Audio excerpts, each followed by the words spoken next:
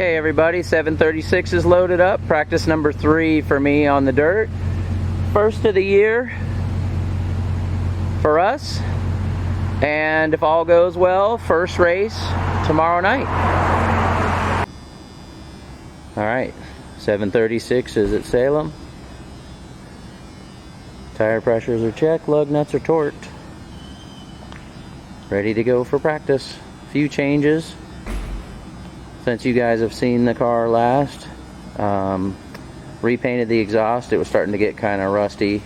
Did a little bit more of a wrap on the primaries, and then did this little collar down there because if you turn the wheel hard to the left, it would actually catch and tear the wrap on the exhaust. So did that little collar, kind of clean that up a little bit. Looks pretty good. And then the other thing is took our seat and did this Butler containment system on it. So make it a little bit safer, but got that all ready to go.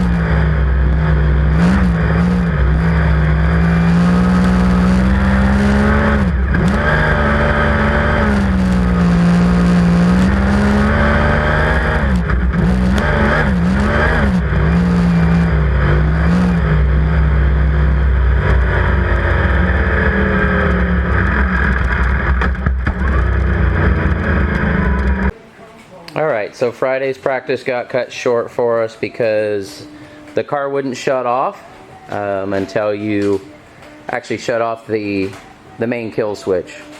So get you in here. I had noticed previously, so this harness right here, this part of the harness where it comes out of the main, if I had moved that around before, the fuel pump would run sometimes and sometimes it wouldn't. So kind of started backtracking there a little bit, and then noticed that this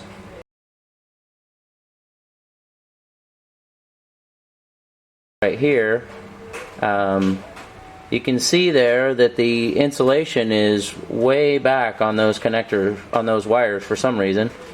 And so what was happening there is we had a cross short going on, and it just kept providing constant battery voltage to the ignition system.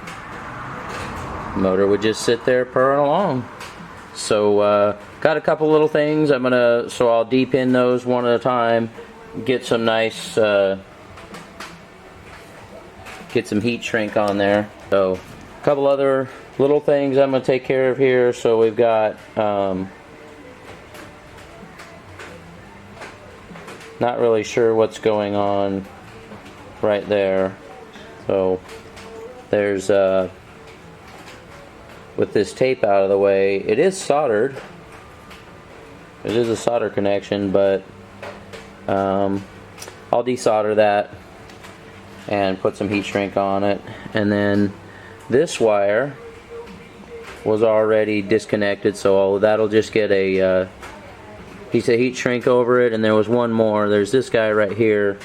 That was taped so that it wouldn't contact anything. So, and then there's this.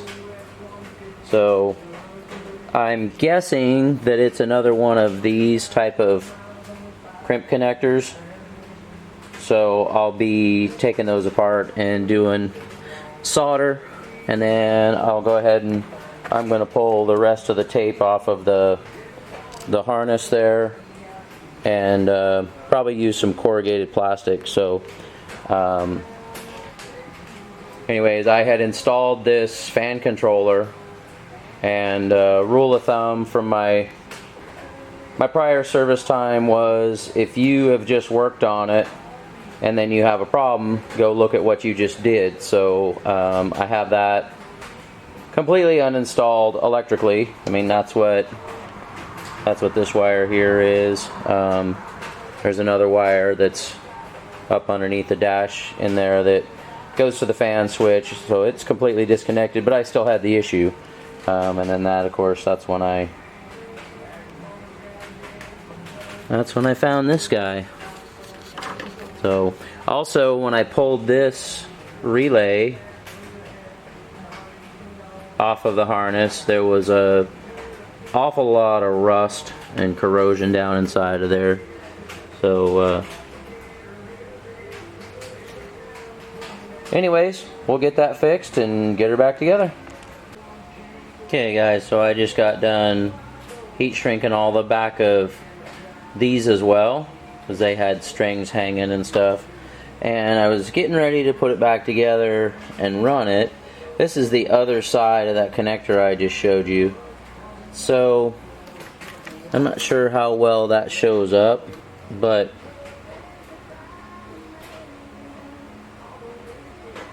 you can see down there that black wire's got copper showing. So that's the kind of stuff, guys, that'll cause you a problem in your wiring harness. You want to make sure you take care of that as soon as you see it. So anyways, not sure when that happened. I mean, this wire harness has been used on this car for a long time, so car's been redone a few times. It's been in and out, so you know, caught on something or whatever. But yep, just wanted to share that with you to show you guys things that can cause you a problem.